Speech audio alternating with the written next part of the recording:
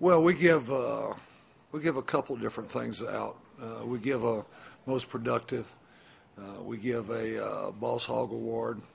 We give a Best Supporting Actor Award, and then we have an open category for any great effort, great plays. So this week, Colt was the most productive. Adam Ulatowski won the Boss Hog Award.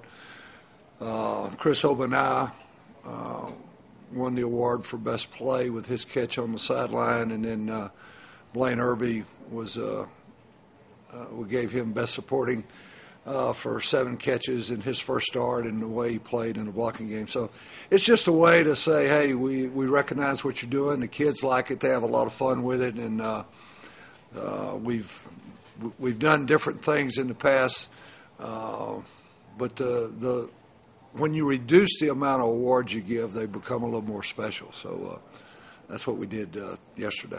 After the game, you said you were pleased with the way the guys played because for an opener. What do you want to see this week? Well, I thought that there was a lot of good things for the opener. I was really disappointed right before half. It really frustrated me that we got the ball back with over a minute to go and 3 timeouts, and we went 3 and out. We actually put our defense back on the field. So that's an area, obviously, of improvement. We did a really nice job in the red zone, and we threw and caught the ball well. Just want to see more consistency. We had, we had some mental mistakes. Sometimes you have mental mistakes and you get away with them. Way too many penalties. We were fortunate enough to overcome many of them. But, when you're playing, as you get closer to conference, those things jump up and bite you when they throw you off schedule. But, overall, I was pleased, and just want to see what I'd like to see as we head towards conferences, more from the young guys. I thought Malcolm Williams stepped up in his first game starting and did a really good job. Brandon Collins will be back this week. Want to see how some of those guys will develop, because we're looking for how many players we have that can go in a ball game in tight situations and feel comfortable about their performance. Can you talk about the Q package a little bit and what you thought about Colt and John in those situations? Yeah, I think we used that package 4 times, and in a lot of ball games we'll use it more. And we ran a zone read option out of it to open the game. They gave us a give read. We threw a little bubble. It's a package we're going to continue to use and expand. And had a chance to hit John on a skinny post in the third quarter. A linebacker just got his hand on the ball, but and there's other things obviously we'll do as the season goes on. But just getting in and out of that personnel, and then being able to use it more extensively, especially in our no huddle, is what we want to shoot for as we continue down the road. Colt said that he plays tricks on the team. Chris and I talked about the nicknames they have for each other. Do you see this team having more fun like that with each other? Yeah, this Max said when we broke camp that the chemistry of this team has really been a fun group to be around. They enjoy each other and pick at each other. I thought you were going to ask me about the names they call each other. I probably couldn't do that on public TV. So, but no, they have a lot of fun, and dominoes all the time in the dressing room. And but it's been a really fun group. They work hard together, and but they enjoy each other. Colt wouldn't dare play prank on you. Oh no, not yet. Maybe his senior year. Coach Brown pointed out, or made a point to point out to us, that Colt became the only other quarterback in UT history other than Vince to throw for 200 and run for 100 in the same game. And Colt was just kind of blew his mind and said, what does that mean to you? That are we just seeing the maturation of a super talented, All-American caliber quarterback? Well, I think Colt. I think over the last half of last season, it really became apparent to him. We felt it probably before he did that his legs are a weapon, and his ability to escape trouble and stay alive, and and the defense hates it when the quarterback can run a little bit because in many things, they don't account for him. They cover everybody up, and then a lot of times a quarterback is unaccounted for. So, his ability to make plays with his feet gives us just more opportunities to stay on the field, and he's a pretty good runner. I mean, I think he had 480-something yards rushing last year, and other than Vince, everybody would say that's pretty good for a quarterback. And but yeah, it's exciting to see him continue to grow, and I thought he did a really good job with the football and taking care of it and the things that we'd worked on in the spring training and fall camp. Can you expand on Blaine a little bit? Just obviously he played a little bit last year, but he's kind of stepping into that starter role now. Yeah, I was not surprised at all at the way Blaine caught the football. My concern going in the ball game, anytime you have a guy that has been a spot player, you worry about when he gets extended, when he's out there for any length of time. And a lot of times when that happens, production starts dropping off because of mental mistakes. That didn't happen. I was also concerned about blocking because we asked our tight end to set the edge for us a lot of times in different things. And all in all, for an opener, he played extremely open game in terms of starting. He played extremely well. Colt said he reminds him a little bit of David Thomas. They kind of run the same. Do you see that? Because that's a pretty big comparison for him. Yeah, it's probably a little early for that. But there are some similarities. He has really good body control. He made a catch, flipping his body around. He has really nice hands. He made a third down play with a safety coming over his back.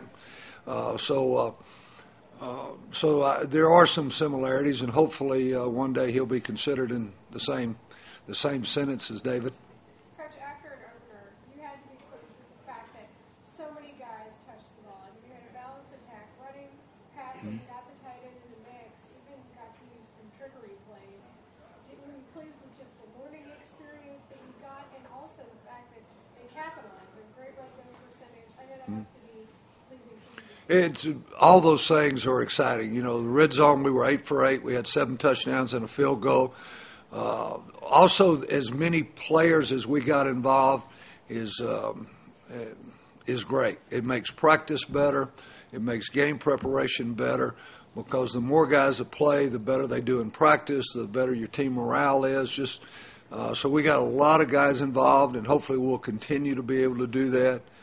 We want to continue to use some trick plays. We had a reverse pass open for a touchdown. Actually, Colt probably told you he didn't do as good a job on the defensive end as we would have liked, or we think Jordan would have thrown a touchdown to Quan. So, but they like doing that. I think the fans enjoy those kind of things, and helps create excitement. So we want to keep doing that. And I would imagine in an opening situation like that, it's as much about learning as it is about winning as well, in that you can try to use Well, nothing's as important as winning. But, yeah, learning is critical because, as we get to learn our players and what they can do, and one of the things you'll find out is, some guys, play 8 or 9 plays. They need a blow. It doesn't mean anything. It doesn't mean they're not in shape. Just the adrenaline rush and all that. Some guys can extend a little bit further. Some guys handle injuries better than others. And so first part of the season is all about understanding your team and their makeup and where your weapons are and how you can get those guys involved. You talk about the fans enjoying what you guys did the other night. And now they may expect that every day, especially like when they see going up against a UTEP who's not like an Oklahoma or USC. Is that fair? Well, it is what it is. No, we want to keep doing those kind of things, and we've really challenged this group, and so far they've done a heck of a job. We talk to them constantly about playing to a standard, playing to the standard that we have set, regardless of who the opponent is. A lot was made or tried to be made about Coach Snellenberger's comments. Our guys thought nothing of that. I mean, they really didn't. They wanted to play because it was an opportunity to get the season started off, and that's what you're looking for. I mean, that's what you're looking for, and hopefully we'll be able to keep it up. Christopher and I have talked a lot about losing the weight in the offseason. You know what that's like, obviously. How has he changed? Obviously, he's a great receiver, came in as a receiver, but how has he changed? More endurance, quicker. The cut he made early in the game to get the ball down to the 1 yard line, I'm not sure he'd have made that same cut last year, or he would have made it. It wouldn't have been as quick. And he's always been a good receiver, but it really helps quickness and it helps endurance. He was carrying a little too much weight last year. Last year, we were also talking about using him some as a fullback, so he had carried the weight mainly because we had asked him to. But going into this offseason, we asked him to drop it back down, that we were going to use him strictly in that role, and it's really helped him. Did you give him any tips? No, he did it the old-fashioned way, through hard work. Coach, can you talk about the depth chart just real quickly? Obviously, there was a lot of questions going into week one, but now do you feel like you've gotten offensively solidified at all the key positions for 4 or 5 games into the future, or is it still one of those things where things can change in a couple practices? It's still up in the air in some ways. Obviously, guys that have started and played well, but we're still looking for, especially like the third receiver. I was really pleased with the way Malcolm played in the ball game, but Brandon Collins had a great camp. So there's still battle going on there. Using John in the Q package as a receiver, that has a bearing on the mixture. And as you get guys hurt, it's going to continue to change. But it's a whole lot closer to being solid now than it was a week ago. Coach, every player's come in here and talked about more apologizing last night to the team. How hard is it for you as a mentor to a lot of these guys to see, obviously somebody, a young man in that much pain, and everyone said he seemed so sincere. He was very sincere. He was very sincere when he talked to the team, and I talked to him afterwards. Lamar's a really prideful. He has never been in trouble here in any regard, and so he was very sincere and said, "Hey, we all make mistakes. You owned up to it." He asked to speak to the team, and he did, and I think the whole team felt for him, and we'll support him through this, and whatever Coach Brown decides to do, we'll obviously support that, and then we'll welcome him back when he rejoins the team.